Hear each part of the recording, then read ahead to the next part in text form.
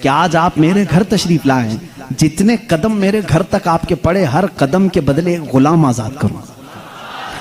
اس زمانے میں ایک غلام کو آزاد کرنا، پھر میں بتاؤں، اس زمانے کے 1,00,000 روپے دینے کے برابر ہے۔ اس زمانے کے 1,00,000 دینے کے برابر ہے۔ قدم کتنے پڑے ہوں گے، اتنے غلام حضرت عثمان غنی نے آزاد کر دیے، حضور کی شان سے ضیافت کی۔ یہ حضرت علی بھی اس دعوت میں تھے، گھر آئے تو آپ غمگین تھے۔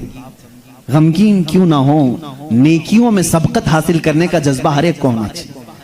کاش میرے پاس مال ہوتا تو میں بھی ایسی دعوت کرتا۔ سیدہ کائنات فاطمہ الزہرا نے محسوس کر لیا، پوچھا کیوں غمگین ہے؟ کہا عثمان نے ایسی دعوت کی، حضور کے ہر قدم کے بدلے غلام آزاد کیے۔ حضرت فاطمہ نے کہا جائیں آپ بھی دعوت دیں، حضور صلی اللہ علیہ وسلم کو آپ بھی بلائیں، آپ بھی قدم گن کر کے آئیں۔ کہا فاطمہ ہمارے پاس مال کہاں، ہم اتنا مال کہاں سے خیرات کریں گے، کہاں خرچہ کریں گے؟ حضرت فاطمہ کا توکل دیکھو، کہتی ہیں اے علی ہم بڑے نہیں تو کیا ہوا، ہمارا اللہ بہت بڑا ہے، اللہ بہت بڑا ہے، انتظام کرے گا رب تعالیٰ۔ حضرت علی نے یہ بھی نہیں کہا عورت کی بات سن کر کہ کہاں جائیں، وہ دختر رسول تھی، یقین کیا اور گئے، آقا کل وہاں گئے تھے آج ہمارے ہاں چلے۔ حضور صلی اللہ علیہ وسلم نے دعوت قبول فرما لی، صحابہ کو کہا چلو ساتھ چلتے۔ حضرت علی گنتے گئے قدم، فاطمہ نے کہا ہے، گنتے ہوئے گھر تک آئے۔ حضرت علی رضی اللہ تعالیٰ عنہ جب گھر پر پہنچے تو حضرت فاطمہ سے پوچھا کیا بنایا ہے؟ کہا چھوٹا سا ہانڈی میں جو کچھ بھی ہے بنا لیا۔ حضور اکرم صلی اللہ تعالیٰ علیہ وسلم کی بارگاہ میں کھانا پیش کیا گیا، جو تھا صحابہ کھاتے رہے۔ اس دسترخوان پر جتنے صحابہ آئے سب کھائے، اس ہانڈی کا کھانا ختم ہی نہیں ہوتا۔ میرے آقا صلی اللہ تعالیٰ علیہ وسلم مسکرانے لگے، اے صحابہ جانتے ہو اس ہنڈیا میں جو آج تم نے کھایا ہے یہ جنت کا خوان ہے۔ فاطمہ کی خواہش پر رب ذوالجلال نے نعمت جنت اتاری ہے۔ بات اتنی سنی حضرت علی کرم اللہ وجہ الکریم خوش ہو گئے، فاطمہ تیری بات پر اللہ نے ہماری لاج رکھ لی۔ دعوت شاندار ہوئی لیکن قدم میں نے گنے اتنے اتنے ہو گئے ہیں، غلام کہاں آزاد کریں؟ حضرت فاطمہ نے مصلی بچھایا اور سجدے میں چلی گئی، اے مولا تو نے میری لاج رکھ لی، میں نے تیرے رسول کی ضیافت کی، میرے شوہر نامدار علی کا دل رکھ لے۔ ان کی خواہش تھی کہ ہر قدم رسول پر ایک غلام آزاد کریں، حیثیت نہیں ہے میرے مولا۔ وہ دعا کرتی رہی۔ تھوڑی دیر کے بعد حضور صلی اللہ علیہ وسلم نے باہر سے طلب کیا علی کہاں ہیں، فاطمہ کہاں ہیں؟ اندر سے آئے صحابہ تھے۔ حضور صلی اللہ علیہ وسلم مسکرانے لگے، کہا جبرائیل آئے تھے ابھی مجھے یہ سلام سنا کر کے کہا ہے، رب تعالیٰ فرماتا ہے بشارت دے دو جا کر رسول کو۔ فاطمہ نے دعا کیا، علی نے رسول کے قدم گنے، اللہ نے حضور کے ہر قدم کے بدلے ایک ایک جہنمی کو آزاد کر دیا ہے۔ عثمان غنی نے دنیا کے غلام آزاد کیے تھے، مولا نے علی کا دل رکھنے کے لیے جہنمیوں کو آزاد کیا ہے۔ ہم اس علی کی فضیلت کو مانتے ہیں جس کا دل رکھنے کے لیے مولا جہنم سے غلاموں کو آزاد کر دے۔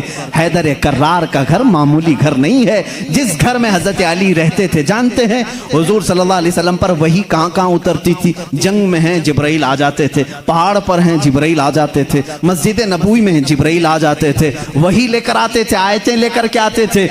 ان کے لیے وقت کبھی رات میں آئے، بستر عائشہ پر ہیں، آ گئے جبرائیل امین آیتیں لے کر کے، حضور مسجد نبوی پہ مصلی پہ ہیں، آیتیں آ گئی، نماز کی حالت میں ہیں، آیتیں آ گئی۔ جبرائیل امین کا کام ہی تھا آیتیں لے کر کے آنا، جبرائیل امین کا کام ہی تھا آیتیں لے کر کے آنا۔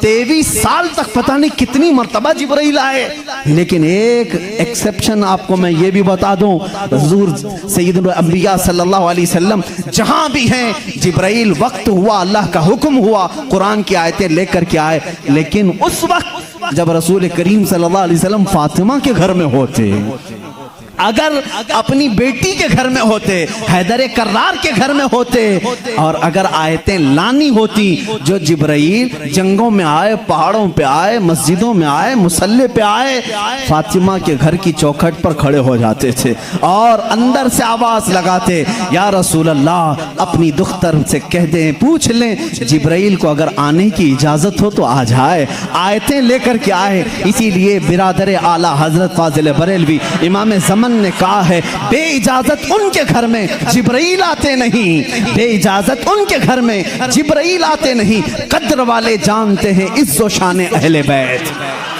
ہم تو جانتے ہیں اہل بیت کسے کہتے ہیں، ہم تو دامان اہل بیت کے لیے تو دعا کرتے ہیں۔ شیخ سعدی نے ہمیں یہ دعا سکھائی ہے، خدایا بحق بنی فاطمہ کہ برقول ایمان کنم خاتمہ، اگر دعوتم رد کنی ور قبول منو دست دامان آل رسول۔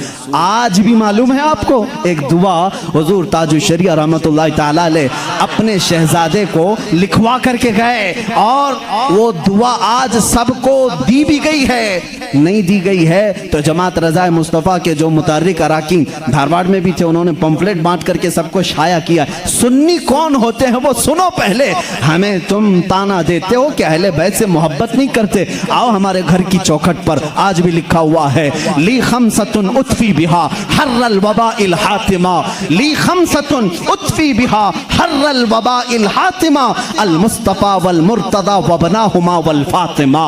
یہ عربی کا شعر ہے جس کا ترجمہ میں بتاتا ہوں۔ کرونا وائرس پھیلا ہے، کرونا وائرس پھیلا ہے، لوگ پریشان ہیں، لیکن بریلی کی سرزمین سے جو وظیفہ دیا جا رہا ہے، یہ وظیفہ کہ چوکھٹوں پر لگا لو اے سنی مسلمانوں، لی خمسۃ اطفی بہا حر الوباء الحاتمہ، میرے پاس 5 طاقتیں ہیں۔